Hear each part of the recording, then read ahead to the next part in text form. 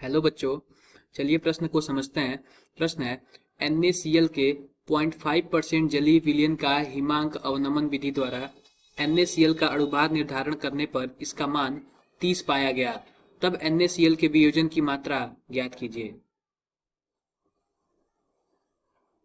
तो बच्चों चलिए प्रश्न की मुख्य अवधारणा को समझते हैं। मुख्य अवधारणा मुख्य अवधारणा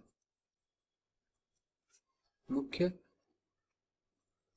अवधारणा तो बच्चों इस प्रश्न का मुख्य अवधारणा है जो वियोजन का मात्रा है, वियोजन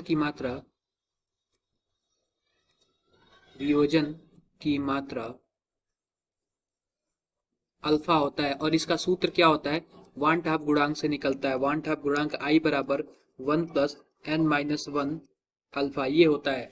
हमारा जो NaCl होता है यह जल में जाकर Na प्लस और Cl माइनस बना लेता है। इस तरह यहाँ पे n का जो मान हो गया वो n बराबर 2 हो गया। हमारा n बराबर 2 हो गया।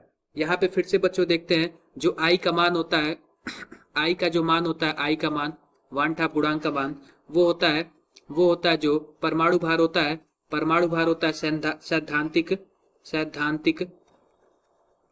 सैद्धांतिक बटा में जो मास होता है, जो इसका आणविक मास होता है वो होता है आभासी।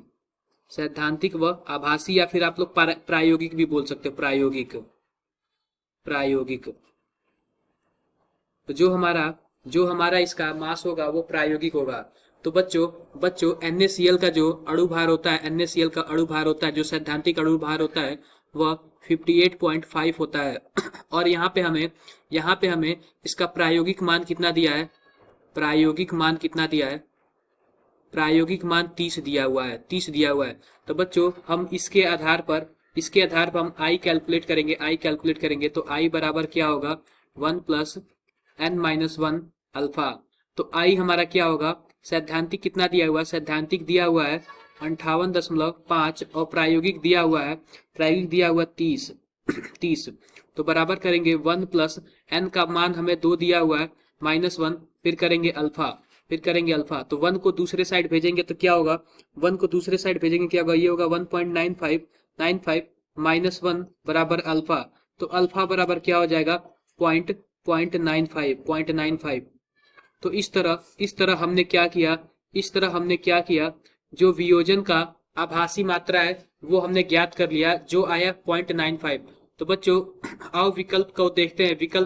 तो विकल्प हमारा पहला विकल्प है वो है 0.95। जो पहला हमारा विकल्प है वो है 0.95। ये हमारा विकल्प सही होगा। दूसरा विकल्प भी गलत होगा, तीसरा भी गलत होगा और चौथा भी गलत होगा। तो बच्चों आशा करते हैं आपको मुख्य अवधारणा के आधार पर प्रश्न समझ आया होगा। धन्यवाद।